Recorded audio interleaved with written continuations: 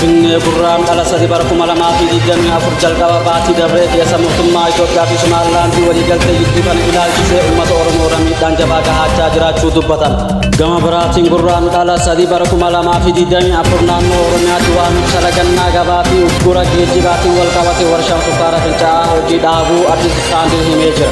Ashama harka fuunee daawwattoota hordoftoota kabajamtoota YouTube chaanaalii keenyaa oduu bal'innaan.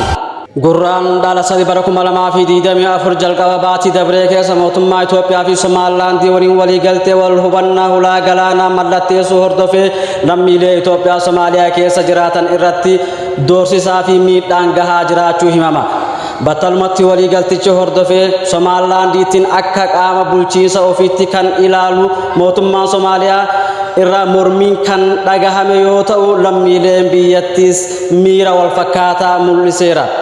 Lammii Itoophiyaa nageenya isaaf jecha maqaa isaa akka eeramu hin barbaanne tokko akka yaadannuuf laatitti lammiileen Itoophiyaa keessattuu dhalattoota Oromoo irratti balaan gagga'amaa hime.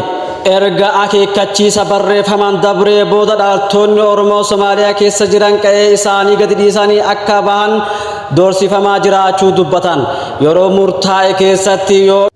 murtaa'e keessatti gadi dhiiftanii yoo kabaatan ta'e lubbuu keessanii fi qabeenya keessanii fi maatii keessan nu jalaanii baafatanii jechuudhaan yoo ammoo kamataa jabaatanii gadi hin dhiifne ta'e qabeenya keessanii fi maatii keessanii fi lubbuu keessanis itti gaafatamummaa hin qabnu jechuudhaan akeekkachiisa cimaa nutti kennamee jira jedhan.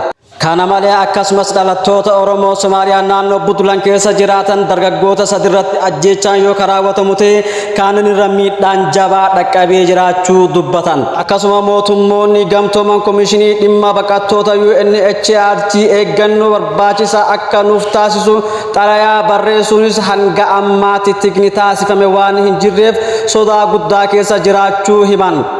Mootummoonni gamtooman mootummaa naannoo Somaalee Jubbulaandiif baqattoota seeraan galmaa'anii biyya keessatti argamaniif eegumsaa fi tajaajila hawaasummaa akka fayyaa barnootaa fi kanneen biroo garaagaraa akka kennamu hin jirre ibsuun yeroo ammaa kanatti garuu tikni addatee akka kennamaa hin jirre ibsuun yeroo ammaa kanatti tikni addatee akka kennamu UN gaafataa jirti. Doorsisaa fi akeekkachiisni deemaa jiru sodaachisaadha. Baqattoonni butamanii hagammaatti tana buutee isaanii dhaban hedduun jiraachuu dhagahamaa jira. Kan jedhe jiraataan naannoo Jubbulaandi kun UN dabalatee dhaabbilee mirga baqattootaaf falman dhimma kanaaf xiyyeeffannoo akka laatan gaafateera. Balaan kun garuu baqattoota naannoo Somaaliyaa keessa jiraatan qofatu osoo hin taane baqattoota Oromoo gara Somaalilaandii jiraanillee jalqabee jiraachuu dubbatan. Haa ta'uu malee irra caalaa naannoo Somaalee Jubbulaandii keessatti ajjeechaa fi doorsisaan hamaa irratti raawwachaa jiraattonni himanii jiran. Gama biraatiin Finfinnee gurraan dhala sadii bara 2024 naannoo Oromiyaa waamicha lagannaa gabaa fi uggura geejjibaa marsaa lammataatiif dilbata darbe amajjii 28 galgala irraa eegalee labsamee wal qabatee warshaan sukkaaraa fincaa'aa hojii dhaabuu Addis Istaandii hojjettoota warshichaa irraa odeeffateera. Hojjettoonni warshichaa akka jedhanitti warshichi hojii idilee isaa kan dhaabe guyyaa kaleessaa irraa yoo ta'u yaaddoo nageenya labsii uggura geejjiba kanaan wal qabatee uumameen konkolaattonni warshichaa gara oorruu shankoraa deemuu oomisha sassaabuu dadhabuu isaanii hojii dhaabuu kanaaf sababa ta'uu himaniira.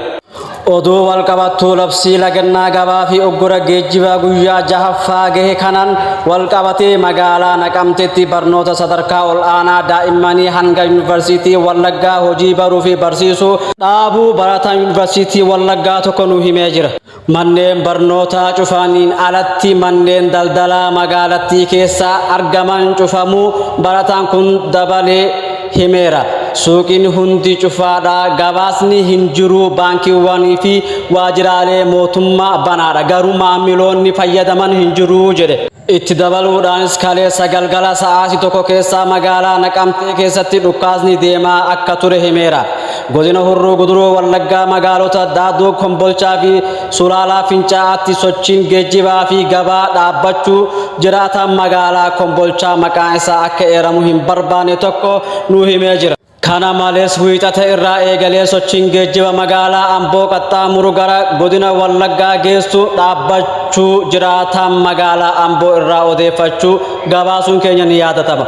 Konkolaachisaan geejjiba fe'umsaa fi Finfinnee lixa Oromiyaa gidduu deddeebi'uun hojjettoota tokko yoo jiraataan kunniin laatan cimsuun sababa oggura geejjiba waamameen geejjiba gara lixa Oromiyaa taasifamuu dhaabbachuu himeera. Sochiin geejjiba waan dhaabbateef anis konkolaataa koo dhaabeeraa jedhe konkolaachisaan kun. Sochiin oggura geejjibaa fi lagannaa gabaa kun eenyuuf sababa maaliin akka labsame wanti ifa himamee jiru baatus waraanni bilisummaa waboon harka duubaa qabaachuu gabaasaleen eeraniiru. Haa ta'u malee gareen hidhattoota kun waamicha irratti ifa wanti inni godhe hin jiru. Biiroon bulchiinsaa fi nageenya Oromiyaa dhimma waamicha lagannaa gabaa fi oggura geejjibaa labsame ilaalchisee ibsa wiixata galgala baaseen naannichi tajaajila geejjibaa fi daldala danquun ummata gidirsuu fi aggaamii taasifamu ibsee ture. Haa ta'u malee tarkaanfii caasaa mootummaa nageenya fudhachuu eegaleen yeroo ammaa bakka tokkotti hawaasni sochii fi hojii isaa eegaluu dubbatanii jiran. Egaa daawwattoota kabajamtoota hordoftoota Oromiyaa 39 miidiyaa oduu har'aaf qabannee siif dhiyaanne kanuma hanga oduu biraatti wal deemuutti nagaan nu tura.